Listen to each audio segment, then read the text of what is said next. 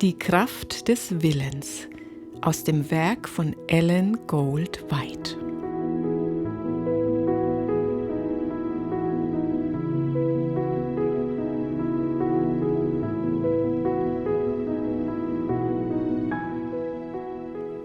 Der Weg, der von Gott wegführt, weg von seiner vollkommenen heiligen Gerechtigkeit, ist immer krumm und gefährlich. Die Kraft des Vorbilds wird oft nicht erkannt. Wenn wir mit anderen Menschen in Berührung kommen, begegnen wir auch denen, die Fehler machen, die auf verschiedenste Weise Böses tun und unangenehm, heftig, reizbar und herrschsüchtig sind. Im Umgang mit ihnen müssen wir jedoch geduldig, nachsichtig, freundlich und liebenswürdig sein. Die Hingabe an Gott muss sich im praktischen Leben zeigen, nicht als bloß theoretisch besprochene Lehre, sondern als eine Gesamtheit tatsächlich gelebter Grundsätze. Wir sollten unser Licht vor anderen leuchten lassen, damit sie unsere guten Werke sehen und unseren Vater im Himmel preisen. Wir sollten die Tugenden dessen verkünden, der uns aus der Finsternis in sein wunderbares Licht berufen hat. Wenn wir das himmlische Licht in der Seele tragen, wird es auf alle um uns herum zurückstrahlen. Auf jede Seele kommen Dinge zu, die sie reizen und zum Zorn treiben wollen. Und wenn wir nicht ganz unter Gottes Macht stehen, lassen wir uns durch diese Dinge provozieren. Aber die Geduld Christi beruhigt die aufgewühlte Seele, beherrscht die Zunge und bringt das ganze Wesen in Unterordnung unter Gott. So lernen wir, die Vorwürfe anderer zu ertragen.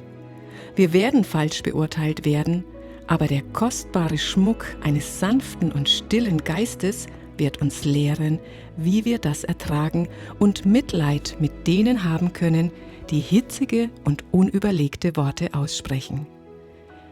Jede Regung eines gereizten Geistes weckt in ungeschützten Herzen stets den Dämon des Zorns. Bösartiger Zorn muss nicht anwachsen, man kann ihn im Zaum halten. Er ist ein Funke, der in der ungezügelten menschlichen Natur Wut entzündet. Sprecht keine Worte, die ein Feuer entfachen können. Ertragt lieber Unrecht, als selbst Unrecht zu tun. Gott fordert von seinen Nachfolgern, mit allen Menschen in Frieden zu leben. Wir müssen Christus ähnlich werden. Bemühen wir uns, dass unser Leben so sei, wie er es wünscht, erfüllt vom Wohlgeruch der Liebe zu Gott und zum Nächsten, erfüllt vom göttlichen Geist Christi, erfüllt von heiligen Sehnsüchten nach Gott und reich an der Schönheit der Christusähnlichkeit.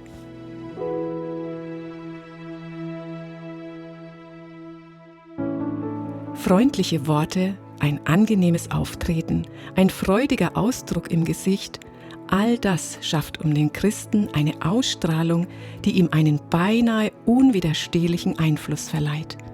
Es ist eine Weise, Achtung zu gewinnen und den Bereich seiner Nützlichkeit zu erweitern, die fast nichts kostet. Die Religion Christi im Herzen bewirkt, dass die Worte, die daraus hervorgehen, freundlich sind und das Verhalten wohlwollend ist, selbst gegenüber denen, die den niedrigsten Stand einnehmen.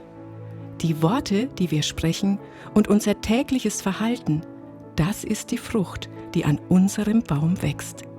Wenn diese Frucht bitter und herb ist, ziehen die Wurzeln dieses Baumes ihre Nahrung nicht aus einer reinen Quelle.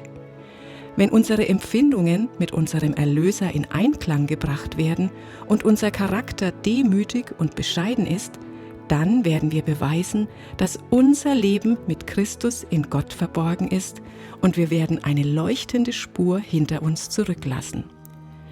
Diejenigen, die uns beobachten, werden erkennen, dass wir bei Jesus gewesen sind und von ihm gelernt haben.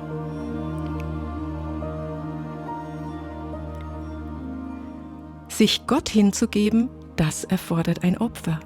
Doch es ist das Opfer des Niedrigen für das Erhabene, des Irdischen für das Geistliche und des Vergänglichen für das Ewige. Gott will unseren Willen nicht zerstören, Denn nur durch den Gebrauch des Willens können wir das erfüllen, was er von uns erwartet. Wir sollten ihm unseren Willen übergeben, damit er ihn uns gereinigt und veredelt zurückgibt. Er soll so mit Gott verbunden sein, dass Gott durch uns Ströme von Liebe und Kraft ausgießen kann. Auch wenn diese Hingabe dem eigenwilligen und sturen Herzen bitter und schmerzhaft erscheinen mag, ist sie doch von unschätzbarem Nutzen.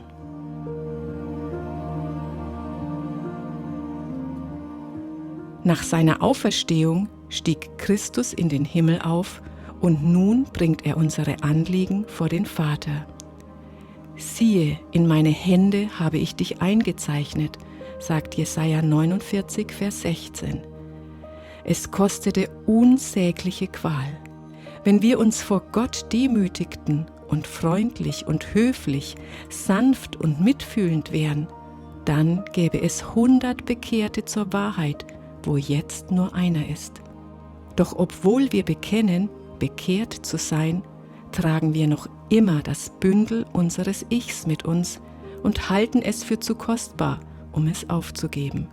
Es ist unser Vorrecht, diese Last zu den Füßen Christi niederzulegen und dafür seinen Charakter und sein Wesen anzunehmen. Der Heiland wartet darauf, dass wir dies tun. Christus legte seine königliche Krone ab und stieg hinab in die tiefsten Tiefen der Demut. Er nahm die menschliche Natur auf sich. Er begegnete allen Versuchungen, denen die Menschheit ausgesetzt ist, und besiegte an unserer Stelle den Feind auf dessen eigenem Boden. All dies tat er, damit er den Menschen Kraft bringen könne, durch die auch sie siegen können. Er sagt, mir ist gegeben alle Gewalt. Matthäus 28, Vers 18. Und diese Kraft verleiht er allen, die ihm nachfolgen wollen. Sie können bezeugen, dass in der Religion Christi Kraft liegt zum Sieg über das eigene Ich. Ich vermag alles durch den, der mich stärkt, Christus. Philipper 4, Vers 13.